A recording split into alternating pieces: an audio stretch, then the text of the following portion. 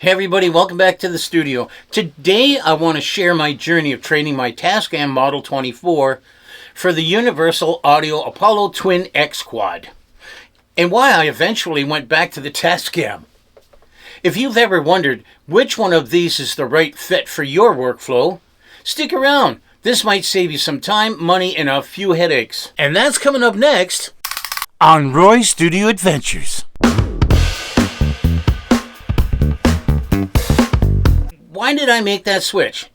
Honestly, the Apollo Twin is one of the best desktop interfaces out there. It gave me pristine conversion and studio quality sound, real-time unison preamp emulations, Nave API, Manly, you name it.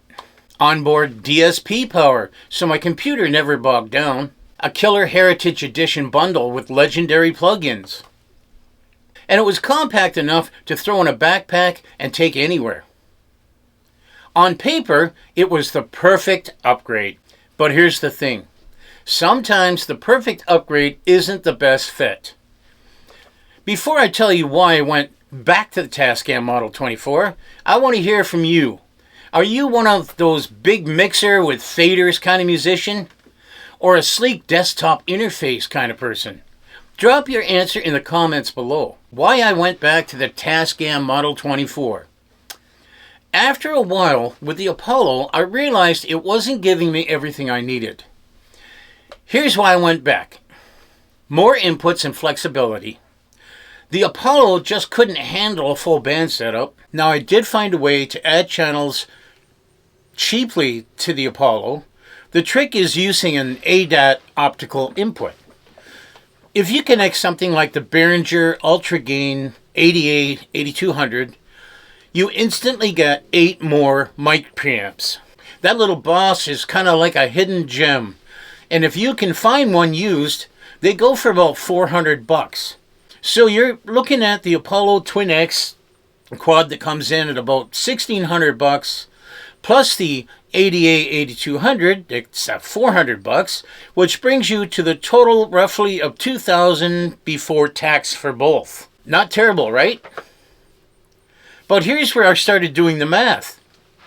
For even less money, you can pick up the Tascam Model 24 that comes in at about $1,800 before tax. So cheaper than the Apollo plus the Behringer. And here's the kicker. It's an all-in-one unit.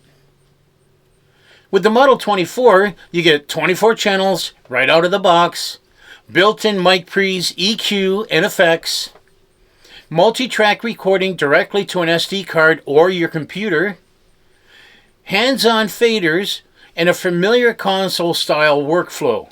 And you don't have to keep on buying add-ons just to expand your setup. For me, that made it a no-brainer to switch back.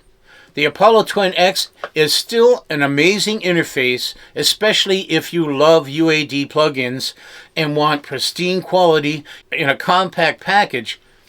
But if what you need is more channels, flexibility, and everything in one box, the Tascam Model 24 wins hands down. Standalone multi-tracking, recording without a computer, a lifesaver for live shows and rehearsals. Hands-on faders and knobs that make mixing way faster and more fun. A band-friendly setup where everybody can plug in at once. And no plug-in lock-in.